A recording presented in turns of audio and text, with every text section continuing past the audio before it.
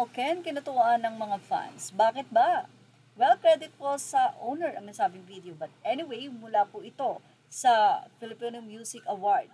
Habang busy nga ang SB19 or ang ilang member nito sa pakikipagbeso-beso, makikita nyo itong babae na to na lumapit kay Ken at tignan nyo kung ano ginawa ni Ken. Imbis na magbeso-beso ay nagbaw ito sa tatlo. Nagbaw na nga rin ng tatlo kay Amoken. Ikaw talaga, Ken. Anyway, congratulations SB19 dahil talaga namang 6 out of 9 na award po sa Filipino Music Award ay kanilang nakuha. Updated din po ito ng 18 official group at mapapanood nga po sa TV5 ang nasabing event ng first Filipino Music Award na kung saan halos makuha po ng grupo ang lahat ng award. Buti na lang po at nagbigay pa ng 3 sa mga kasama nilang mga musikero or singer din sa nasabing awards night.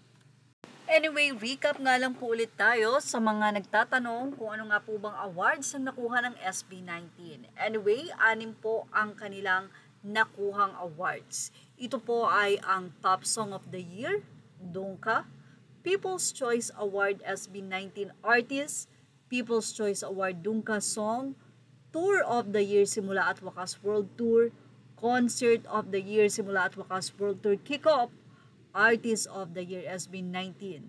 At sila din po ang nakakuha ng Viman Sis Best Dressed Man.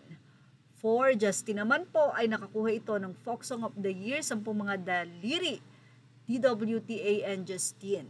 So, 1, 2, 3, 4, 5, 6 sa award po at special yung award nila na sila po ang nakakuha ng best dress sa nasabi nga pong event na iyon.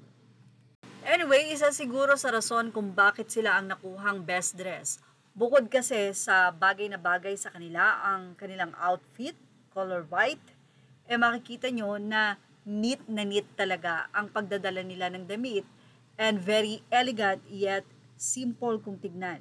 Wala bang angas? Makikita nyo na very humble pagdating pa rin sa kasuotan. Anyway, congratulations SB19. Isa sa talaga sa hindi nang iwan sa kanila ay ang mga fans na minimake sure ng mga ito na makukuha ng grupo ang pinaka-the best award para sa kanila. Nakakatuwa rin si Stel dahil pinasalamatan niya ang nagbigay ng talent, walang iba kundi ang Panginoon. Yan ang ating Showbiz Now update. Team Jelsor, all credit to the rightful owners. Thank you for watching Showbiz Now.